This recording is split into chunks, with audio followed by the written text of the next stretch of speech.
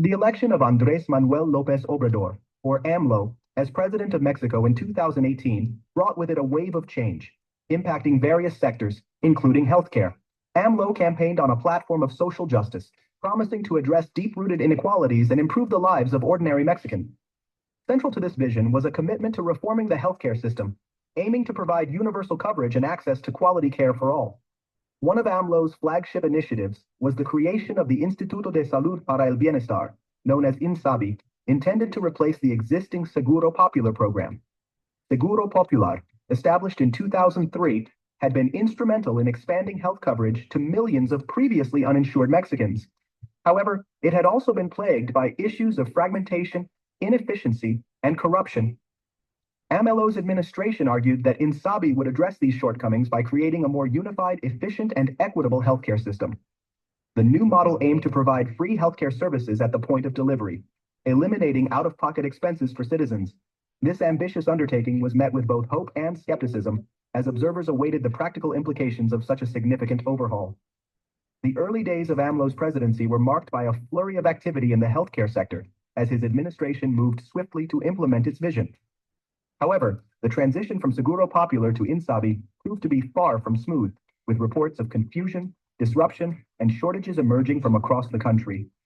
As the new system struggled to find its footing, concerns grew about the government's ability to deliver on its promises. The transition from Seguro Popular to INSABI was met with significant challenges, exposing systemic issues within the Mexican healthcare system. One of the most pressing concerns was the lack of clear communication and guidance surrounding the transition process. Many healthcare providers and citizens alike were left confused about the new procedures, eligibility criteria, and coverage options under INSABI. This lack of clarity led to widespread confusion and frustration, particularly among vulnerable populations who relied heavily on public healthcare services.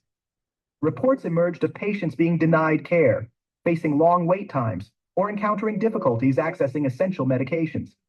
The situation was further complicated by the fact that INSABI inherited a healthcare system already grappling with limited resources, outdated infrastructure, and a shortage of healthcare professionals, particularly in rural and marginalized communities. Critics argued that the government had rushed the implementation of INSABI without adequately addressing these underlying issues.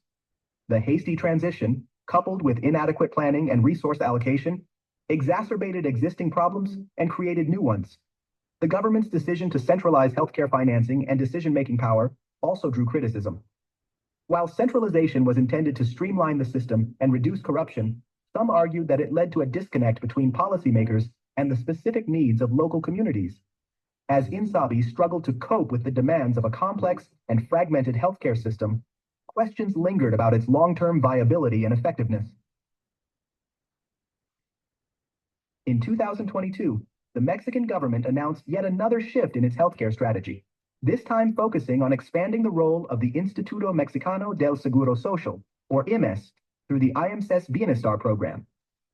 This program, initially established in the 1970s to provide healthcare to rural populations, was now tasked with absorbing and managing the services previously offered by INSABI. The stated goal of this move was to leverage the existing infrastructure and experience of IMSS, a well-established institution with a broader network and greater administrative capacity than INSABI. By integrating INSABI's functions into IMSS Bienestar, the government aimed to create a more unified and efficient system, addressing some of the shortcomings that plagued INSABI. However, this latest transition has also been met with a mixture of hope and skepticism. While the potential benefits of a more centralized and coordinated system are undeniable, concerns remain about the government's ability to effectively implement such a complex undertaking. Critics argue that simply transferring responsibilities to IMSS Bienestar without addressing the underlying issues of underfunding, staffing shortages, and inadequate infrastructure will not solve the systemic problems plaguing the healthcare system. Moreover, some experts question whether IMSS Bienestar, an institution originally designed to serve a specific segment of the population, is equipped to handle the diverse needs of all Mexicans previously covered by INSABI.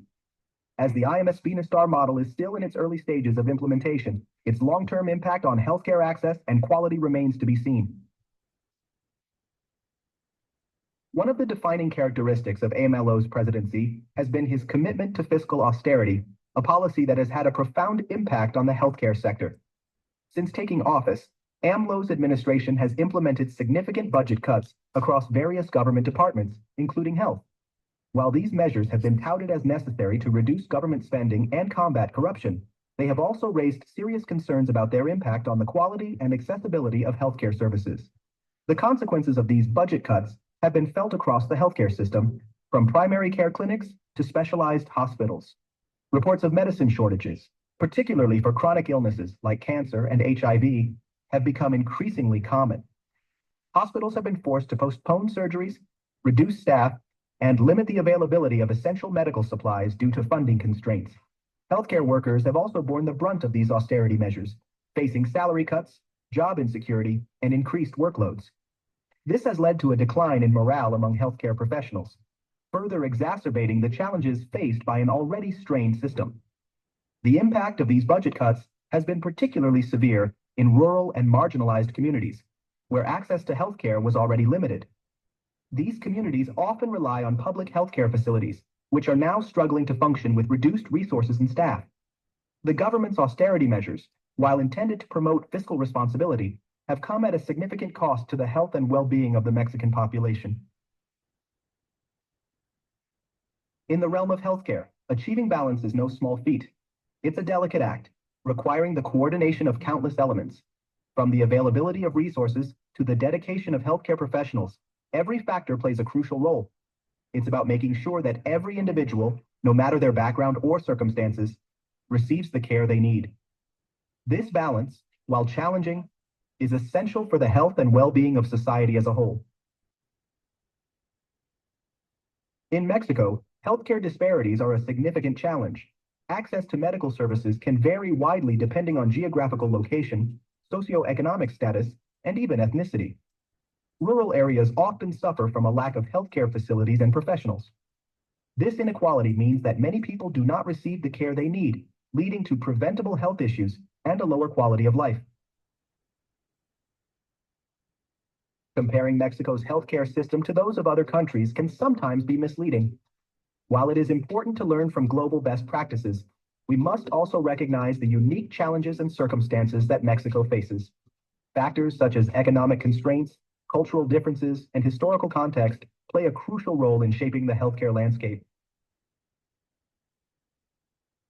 To build a more equitable healthcare system in Mexico, several strategies can be implemented.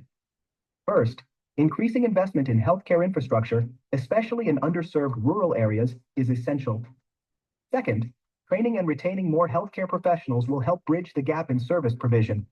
Third, implementing policies that address social determinants of health, such as education and housing, can improve overall health outcomes. Finally, fostering community engagement and participation in healthcare decisions can ensure that the system meets the needs of all citizens. Looking ahead, the future of healthcare in Mexico holds both challenges and opportunities. By addressing disparities, learning from other systems while considering local contexts, and implementing targeted strategies, Mexico can move towards a more inclusive and effective healthcare system. The journey is long, but with commitment and collaboration, a healthier future for all Mexicans is within reach.